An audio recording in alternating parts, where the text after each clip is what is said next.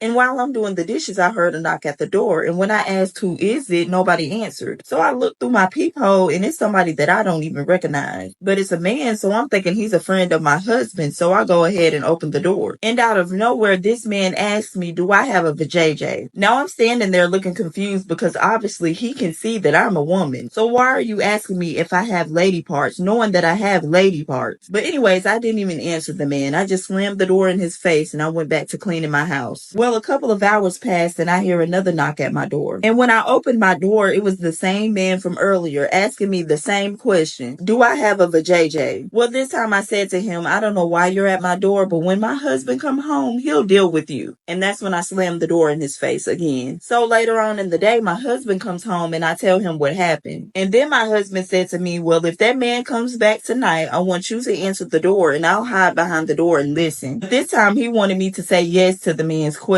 just to see where he was going with this. So my husband is in the living room watching TV and I'm in the kitchen making dinner, and sure enough, the same man knocked on our door. But this time my husband got up and ran to the door before me, and that's when he told me to pretend like he's not even there. So I opened the door and the man asked me the question again. Do I have a vajayjay? And this time I told him yes, just like my husband told me to do. And that's when the man looked at me and said, well, would you mind telling your husband to leave my wife's alone and start using yours?